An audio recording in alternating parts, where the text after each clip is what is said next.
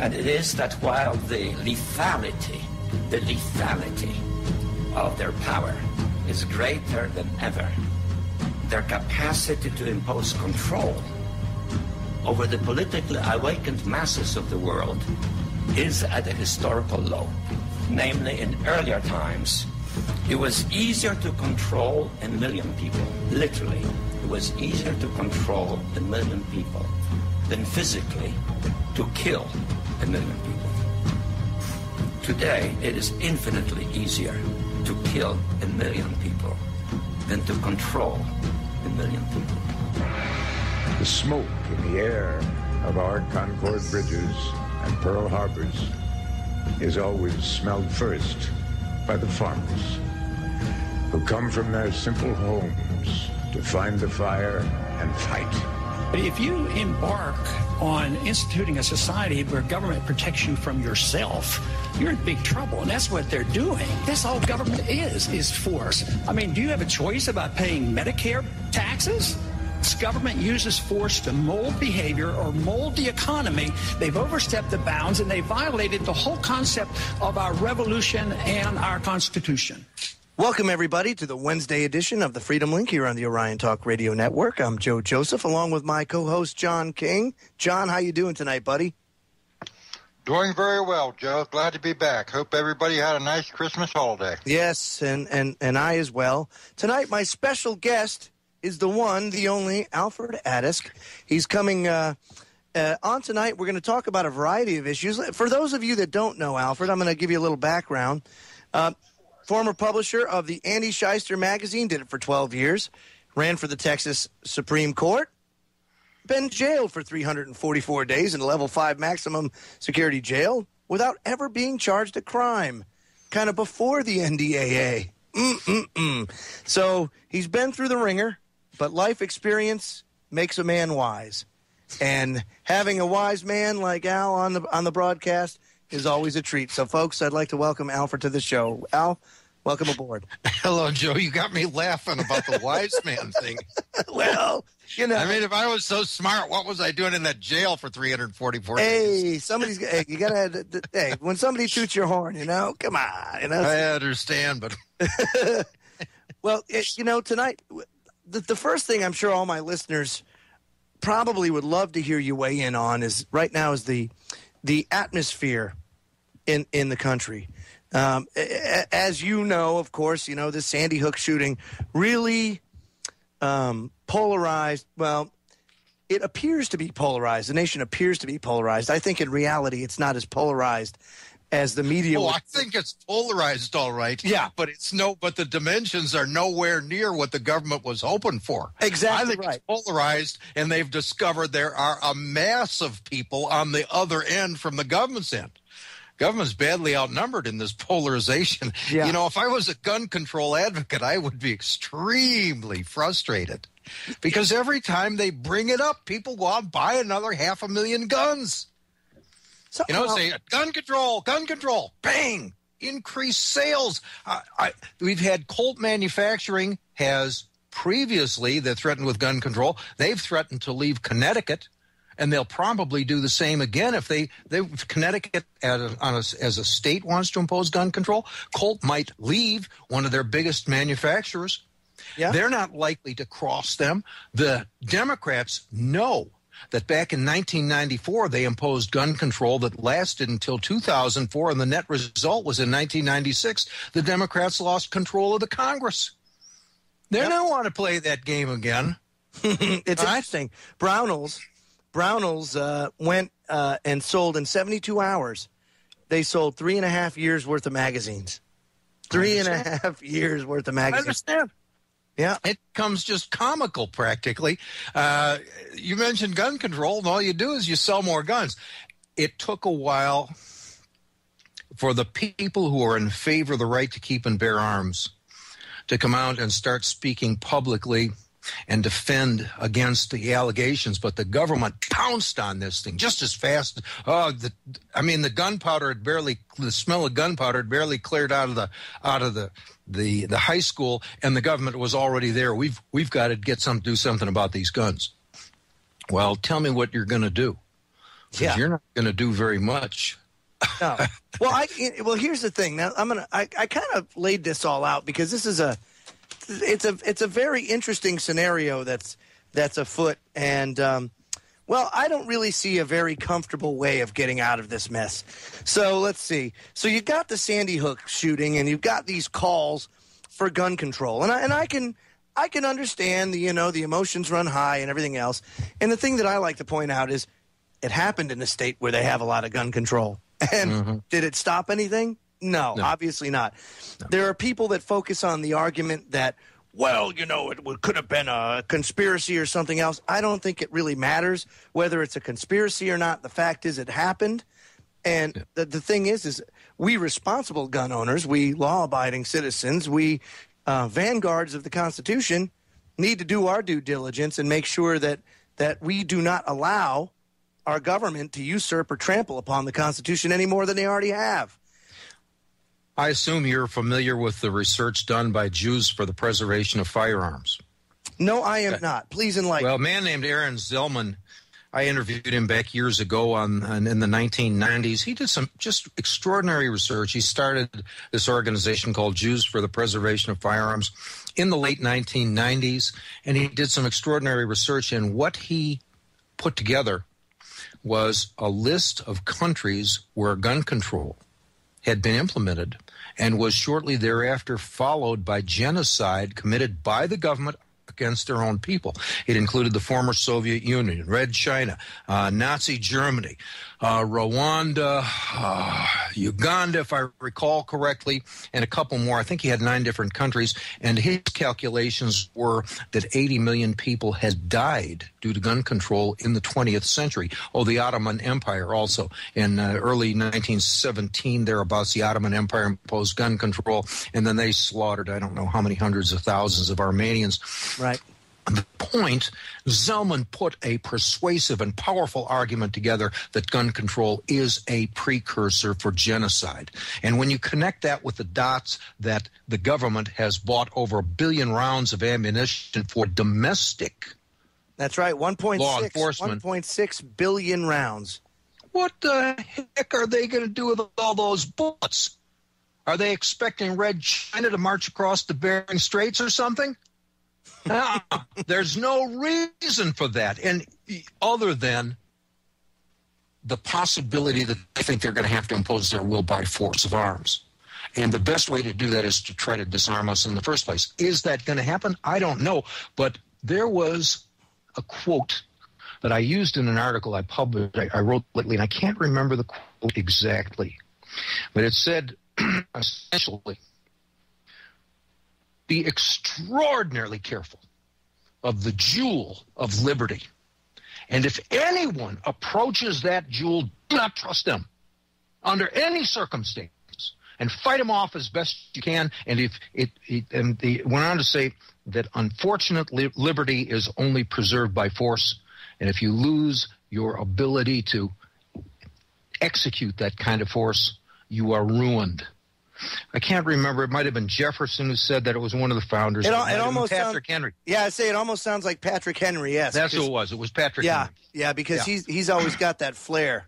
I regret I couldn't duplicate the quote precisely, but they understood. I've talked about this a number of times. Do you know the reason to keep and bear arms? Yeah, to fight off an oppressive government. That's exactly what it is. Yeah. And the evidence of that is in the preamble to the Bill of Rights. Are you familiar with that document? Oh, absolutely, I am familiar. And it says the conventions, again, it was signed by Frederick Augustus Muhlenberg, Speaker of the House of Representatives, John Adams, Vice President of the United States, and President of the Senate. This was essentially the cover letter that went out with the first 13 amendments that were proposed by Congress. They proposed 13, and the state legislatures ratified 10. Those 10 became our Bill of Rights. And it says the conventions of a number of the states, having at the time of their adopting the Constitution, expressed a desire in order to prevent misconstruction or abuse of its powers, meaning the powers of the Constitution, that further declaratory and restrictive clauses should be added. Those declaratory and restrictive clauses were what became our Bill of Rights. Right. And they're telling us the purpose was to prevent misconstruction or abuse of the powers of the Constitution. And the simple truth is that means every one of those 10 amendments were intended to protect the states against the federal government.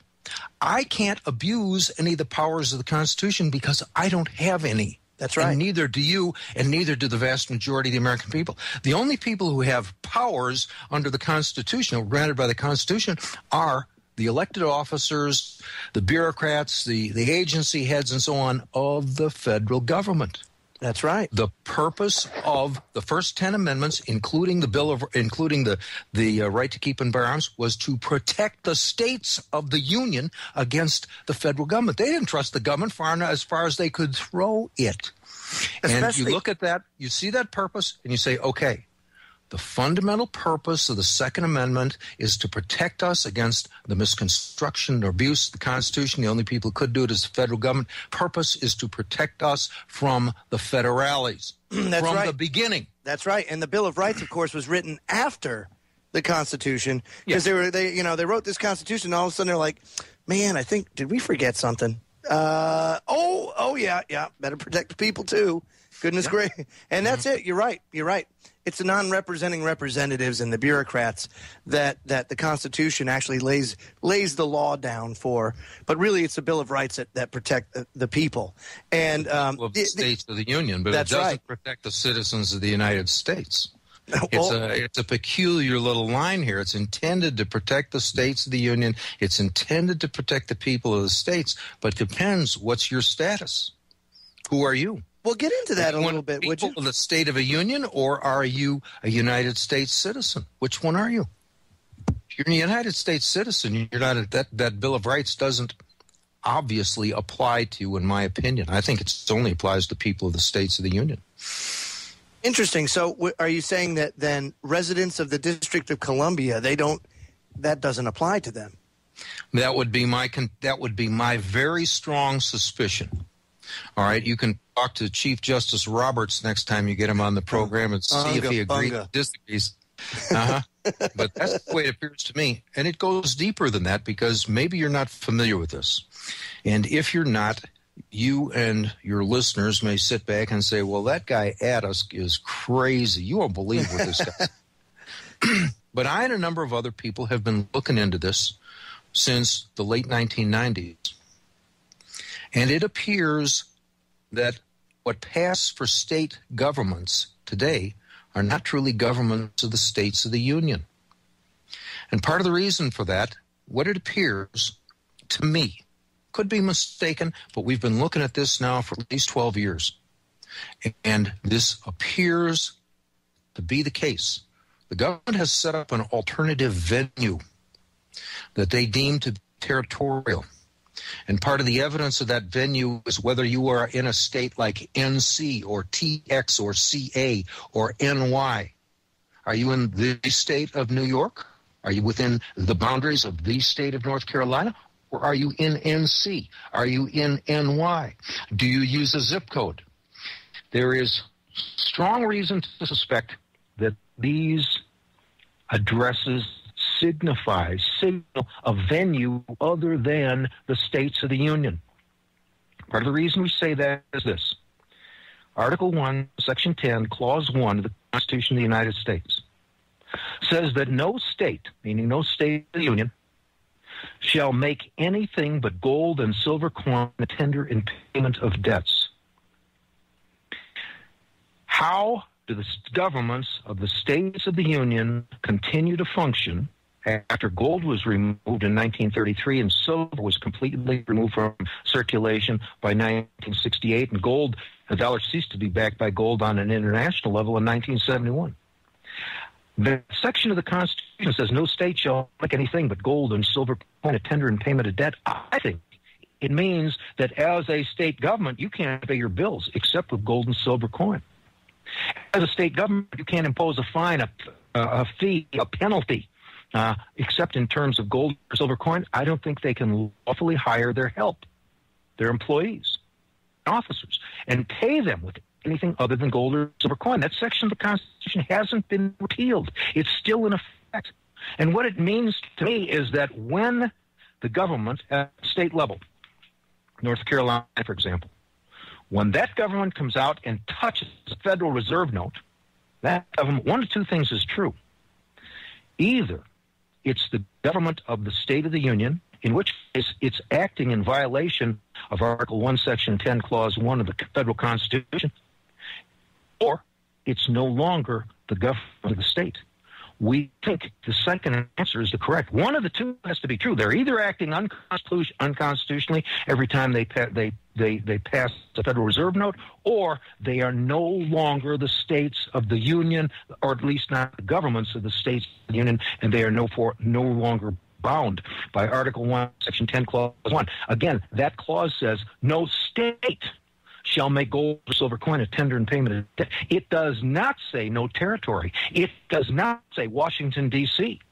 Wow. That provision only applies to the states of the Union. If they don't have gold and silver coin, I don't see how they can function. We extrapolate from that. We think, can't prove it, but we think they're running a territory. And the reason is because under Article 4, Section 3, Clause 2 of the Constitution of the United States, Congress has exclusive legislative jurisdiction over the territories. They can do any damn thing they want in the territories, but they are limited. They only have limited powers within the states of the Union. So it goes to, where are you? Yeah. No, Which venue are you in? If this theory is correct, Obama may pass an executive order to deal with gun control. Yeah, you're right. Where will the executive order apply?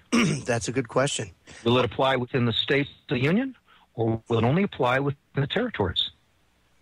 We think we suspect that it will only apply in the territories. We can't prove it. I can't prove it in that case. But I'm telling you, if you're not familiar with this, I'm sure it sounds insane, it sounds crazy, but you start to look at this for a while, and you start to roll it around the back of your mind, you begin to admit, this thing walks like a duck. This quack like a duck. And it goes pretty good with orange sauce. And pretty soon you start to think, you don't suppose this is really a duck, do you? Yeah. No, it could be. John King, your thoughts? Yeah, for those of you out there that think the state will preserve your rights, you're absolutely wrong. It's contradictory. The Constitution was enumerated those rights because the founders knew that if the state was given too much power, they would abuse it. Like today, we have the NDAA, we have the Patriot Acts 1, 2, and 3. We have the TSA and the airports. Now they're driving up and down the roads, pulling people over, filling up alongside the road. We got the state police in Texas doing body cavity searches alongside the road. And for what? 4 planes over 10 years ago happened once. Fear, fear, fear. It all goes to serve their agenda. The Constitution and the Bill of Rights were put there and pointed out to the future government that the people actually have the power, and that these rights should not be taken away because they were not given to them by man; they were given to them by the Creator. I think one of the things that you have in terms of the Sandy Hook murders, all right? It's a terrible thing that 20 children died. But there's another 60 million children in this country who are still alive, all right? And their futures are threatened by genocide. Right. If history is any indication, and shall we sacrifice the futures of 60 million living children because 20 children perished in a tragedy in Connecticut? You got to bear these are times not to succumb to simple sentimentality and say, oh my gosh, we've got to protect the children. Yeah, we do have to protect the children, and it won't be done on the basis of sentiment. It will be done on the basis of hard reason, logic, perception, objectivity. And you sit back, no, it's more important to protect the 60 million by guaranteeing their right to keep and bear arms than it is to, make a gesture on behalf of 20 dead children.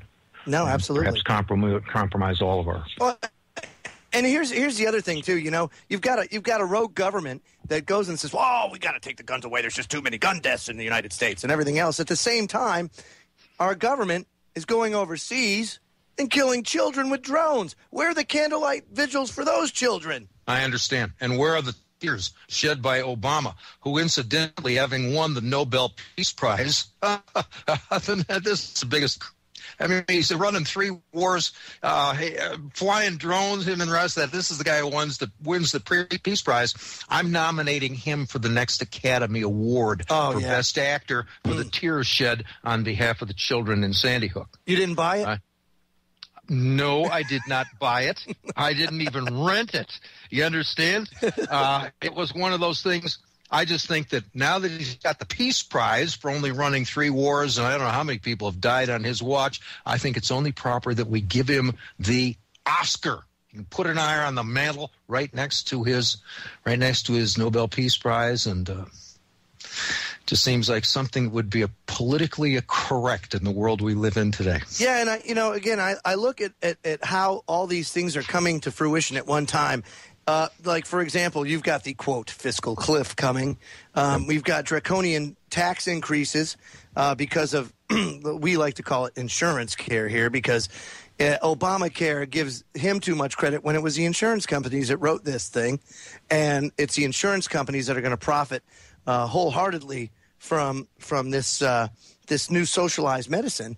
But you have these coming on. All of a sudden, full-time employees are going to be a thing of the past for small business because they won't be able to support it. So you're going to have... Yeah, but we will still have full-time employees in the prisons. Don't forget that, Joe. Yes, we will. People forget to pay their Obama tax and the rest of that sort of thing. They may not be fully employed out here in the free world, but in the prison world, they'll get full-time. They might get 60 hours a week back there. Hard to say. It's funny you say that because I've been doing... I was just turned on to a pastor that got put in a jail in 2007, Kent Hovind, who was doing, creationism versus evolutionism, which what a fantastic individual and gentleman who went, by the way, to jail for 10 years. He's still in prison now for income tax evasion because he was morally opposed to paying a tax for something that this isn't what I want my tax dollars going to. So guess what? And that's what happened when we come back from break.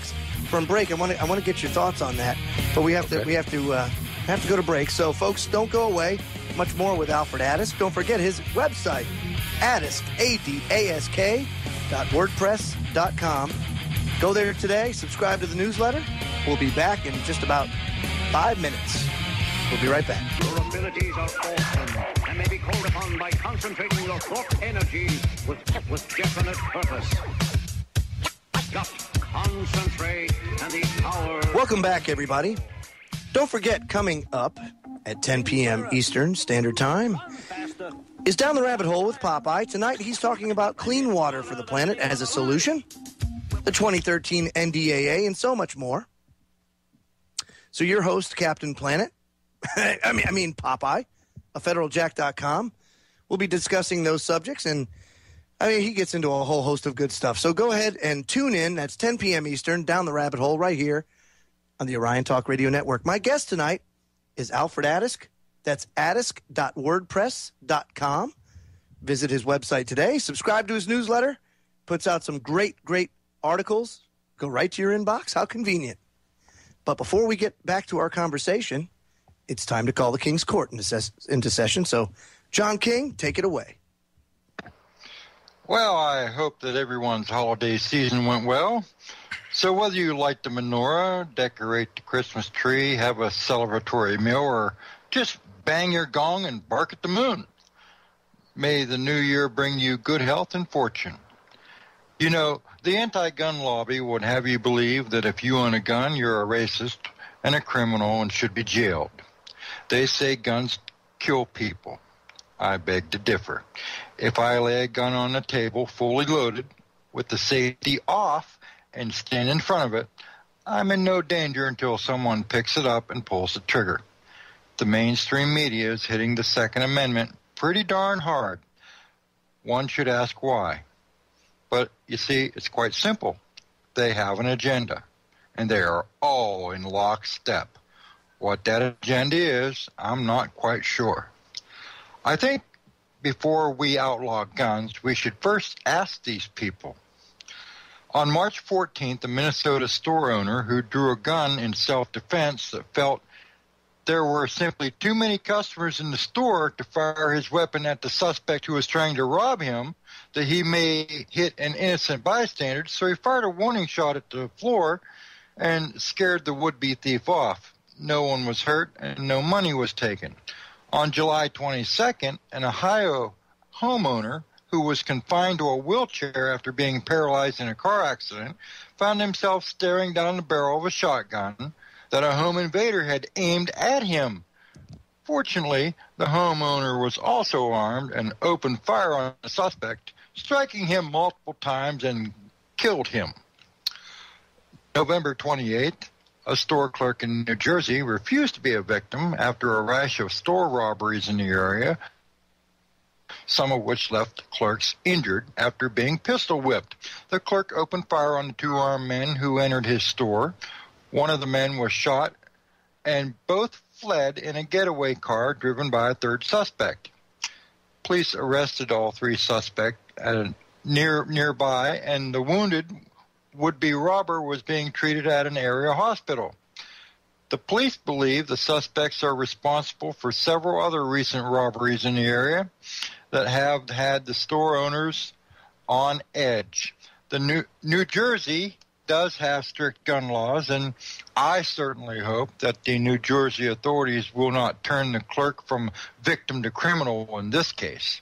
Before we even think of making guns illegal, we should talk to people like those I've mentioned and ask them how being armed helped them, and if they are thankful for the Second Amendment. We as a society should not be so quick to give a knee-jerk reaction to tragedies like Newtown. I am sure many a year ago, someone took fire into their home and burned down their house. So Mongos say fire bad. Ban fire from house. Is fire bad, or is it ignorance of the tool that makes it dangerous? 100 years ago, we had morals and a sense of belonging to a community. Today, we have no morals and a loss of self. Isn't it any wonder why society is collapsing? Now is the time when we need our protection from the morally defunct. My guns equal freedom.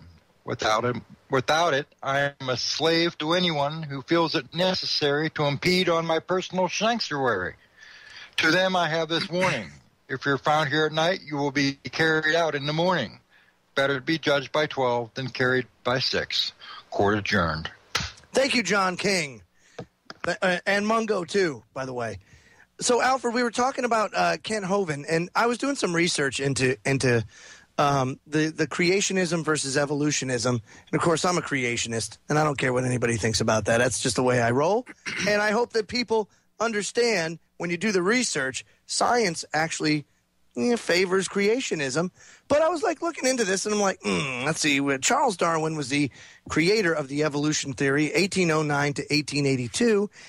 And, Hovind described it as a religion, and he's absolutely right. They defend evolution like Christians defend Christ, and it's their baby. And consequently, I was like, wow, that's a lot like how communists think. So I looked. Karl Marx, 1818 to 1883. And wouldn't you know it, even though they never spoke to one another, they were avid fans of one another. What's your thoughts on that whole thing? It's not an accident. The common denominator between the theory of evolution and collectivism, communism, socialism, and even democracy, which is a form of collectivism, right? The common denominator is that they want people deemed to be animals. Everyone who looks, you've all seen that diorama where you've got the monkey that evolves into chimpanzee, that evolves into proto-human, which evolves into Neanderthal, which evolves into modern man. You've seen that. You've seen that progression. They want children to accept the idea that they are just animals. And that's what evolution teaches. If I am evolved from a monkey, I'm just a classy monkey. And right. Classy is even debatable, but still I'm just a monkey.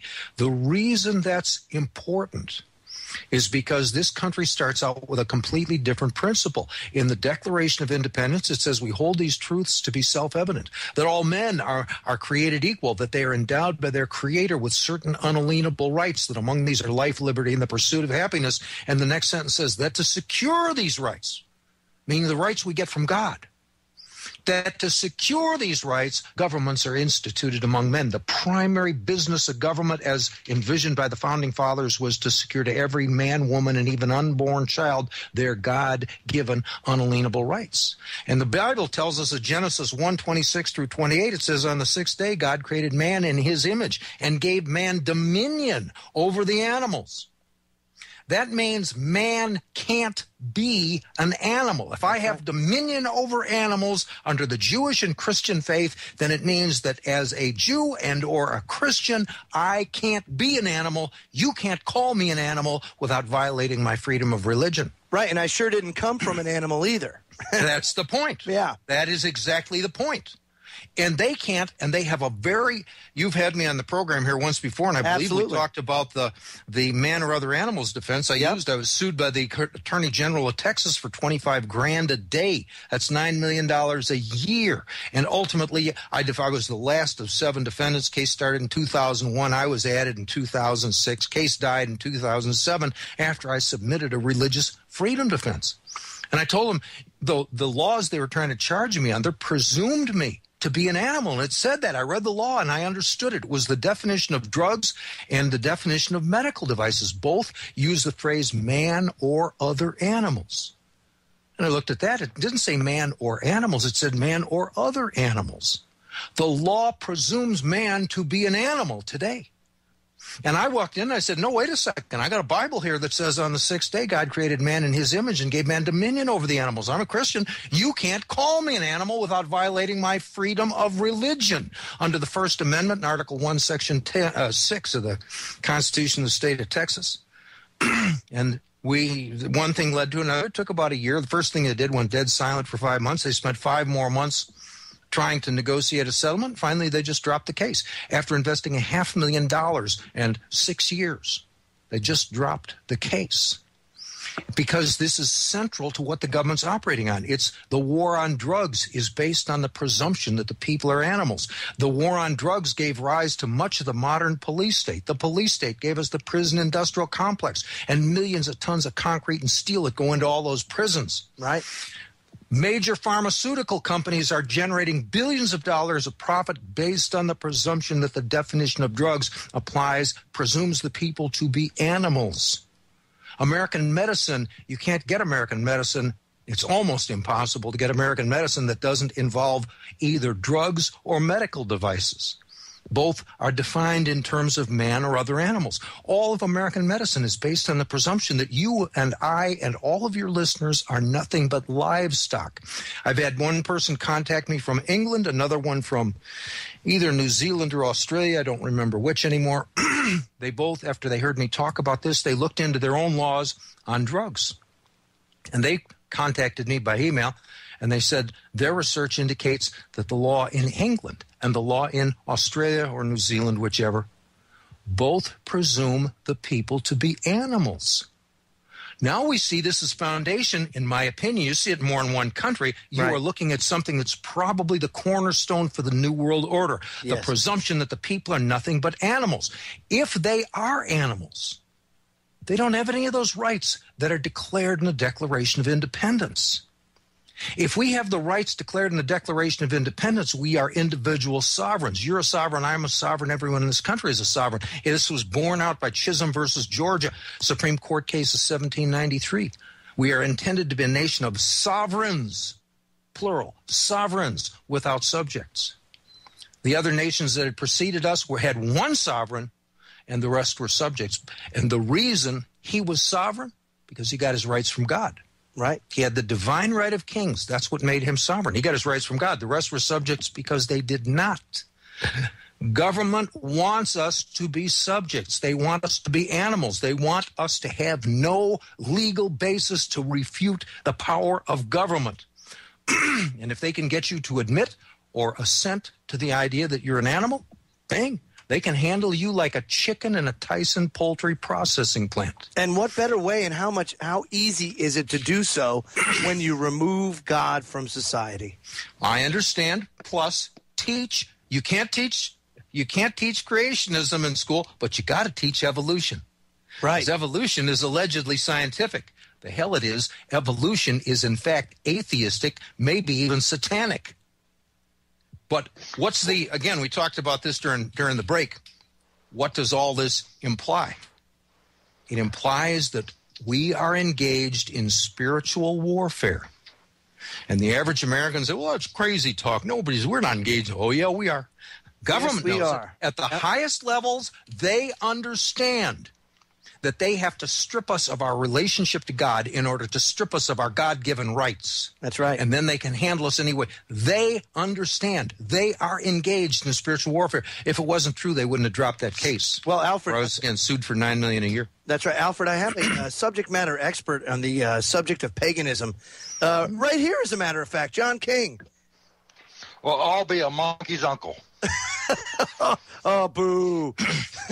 Well, you might be his uncle, but you better not be his descendant. Yeah.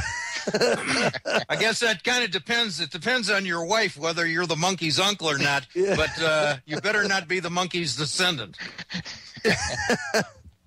Do you have anything you want to add to that, John? No, I am in perfect lockstep with his line of thinking. Yeah. When I pursued the sovereign route myself, that is the route that I took. That is the route those are the arguments that I went before the court and I laid down that they could not refute because it was written and spelled out for them very plainly. So he is absolutely correct. We are a nation of sovereigns without subjects. Yep. And we are because we get our rights from God. Take God out of the equation. God didn't give any rights to the animals. No, we didn't start on that basis. The rights are going to the men, women, made in God's image. If you're not made in God's image, you're nobody. You're just more livestock. And that's how the government sees us, and it's a complete denial of the fundamental principle on which this country is based. Why do you think he was jailed? I mean, obviously income tax evasion. Why was Kent Hovind jailed? Right. Why do you think Kent Hovind was jailed? Because he did a brilliant job of exposing the fraud that's inherent in evolution. Right. They claim it was for income tax. They got 60 million people that aren't filing in this country right now, and it might be more than that. They have millions of people that in theory they could go after. They only go after a couple hundred criminally each year. Yeah. And if you are among the chosen 300-400 people who are charged criminally by the IRS, you have a very difficult problem, but they select them for they can't ulterior motives, if you will. No, it's like specific prosecution. I can't think of the proper term right now. When they select you, it's not just get in the line, we're going to process, we're going to sue everybody who hasn't filed their income. Selective prosecution, that's what it is. Okay. They look for people. We want to get this guy, and here's why. What reasons can we use to go after him? We're going after him for one reason, but we're going to ostensibly go after him for something else, something like income tax evasion. All right? Hovind was doing a brilliant job of exposing the inherent fraud and fallacies in the theory of evolution. They don't want it. This is central. This is central to government power. It's central to the New World Order. Right. It's I think basically it's like this. You expose evolutionism for what it really is, and the house of cards comes crashing down. I mean, certainly.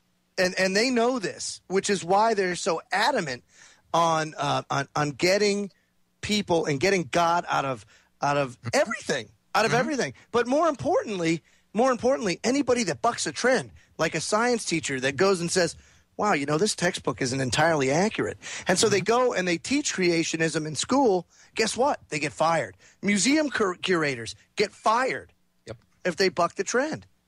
It's unbelievable how Kent was right when he said evolutionism is a religion unto itself, almost like communism is a religion, and they both go hand in hand, and they defend it almost like Christians defend Christ.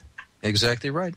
Do you know why the evolution is a religion? No, please enlighten me. it's ultimately based on an act of faith. They don't have evidence to support this. They can't prove that a man, where is the evidence? They don't have proof that man has evolved from other creatures. They have evidence to support that argument. I have evidence to support the argument that the Cowboys should have won the Super Bowl last year. All right, so what? All right, it doesn't prove anything. You accept evolution as an act of faith. At bottom, evolution, one of the fundamental problems, evolution, the word evolution means change. We have a creature, a monkey, that evolves into a chimpanzee. We go from A to B. We change from A to B. But how did we get A? Where'd the monkey come from? I said, wow, that came from a lemur. Okay, where'd the lemur come from? Wow, that came from a rodent. That came from... And we chase it back down, and before you know it, we get to a single cell that started life someplace in the past. And the problem they have is the cell consists of both DNA. If there's going to be life, there's going to be DNA, and there has to be a cell wall. Right. The problem they've got is you can't get a cell wall until you have DNA to create it. But the DNA can't exist without the cell wall in the first place. At bottom, evolution cannot explain creation. It's entirely possible that creationism and evolution might both be true. You use creationism, say, here's how we got these, and the creatures made in God's image aren't going to evolve. The rest of them might. It's possible. It's conceivable. But evolution cannot explain how they came up with the DNA without first having a cell wall, and they can't have a cell wall unless they first have DNA, and DNA can't exist without the cell wall. They have an intractable problem, and the only way you can embrace evolution is as an act of faith. So I don't care about the problem. I don't care about the reason or the rationality. I'm going to call this science. No, it's an act of faith. As such, it's a religion. No, I'll tell you what, it's an unbelievable way of looking at it because, well, it's not unbelievable. To me, it's very believable. Yeah. My thing is why the ignorance? Why the fight? Why the fight against what should, to me at least, when you present the case, and I think Kent does a wonderful job of presenting it in such a unbelievably understandable fashion that when you're done, you really can't refute it, much like all the professors and scientists and everybody that he's debated over the years. They end up looking like a horse's patoot in the end because they don't have a leg to stand on. Yeah. You know? But why? Why the fight against it? Again, it is fundamental to the system of values that's required for a new world order, for unlimited power of government. They have to be able to reduce us from the status of men and women made in God's image to the status of animals. As animals, they can do anything they want with us. As men and women made in God's image, it's not only true that they can't lawfully oppress us, it's also true that if we are aware of our spiritual standing as men and women made in God's image, all of a sudden you begin to understand there is a spiritual war going on here. Right. And you will feel compelled to stand up and say, no, you are not. You understand? You will not treat me as an animal. And if you want to try it, you get your guns and you show up wherever you want. We'll go. That's all right? Right. We're going to see who the animal is before this is done. Well, and we will not sacrifice our faith in God. People just don't get this. But if you can motivate them and make them see this is spiritual warfare, they'll fight to the death in defense of their faith. And what's also interesting is that they feed off the fear. They feed off the fear of if you're spiritually grounded, first of all, you really don't fear death because you got a pretty good idea of where you're going and how it's going to happen. So you don't fear death. And when you don't fear death and your faith is sound, there's really not much to fear. So I understand. Yeah, so again, they don't have anything that they can really hold you on. All of a sudden, they're powerless, gone, zero. I understand. Yep, I understand. If we got rid of the theory of evolution and went back where people fully understood the principles under the Declaration of Independence, yes, the size of government would probably be cut by 60%, if not more than that. Yeah, if absolutely. not more than that. Absolutely. Well, we're running out of time. Do you want to plug your radio broadcast website? Please. Oh, we do radio programs on. You can catch us on the internet at AmericanVoiceRadio.com. I do a little program called Financial Survival from 1 o'clock until 2 o'clock. That's Pacific Coast time. West Coast time from 1 to 2 in the afternoon, 5 days a week. But the blog, there's no subscription. You stop in and visit, and whatever there is available for free. Adask, adask.wordpress.com. Stop in. Fantastic. Great content there, Al. Thank you for coming by tonight. Fantastic. My pleasure, Joe. Enjoyed it.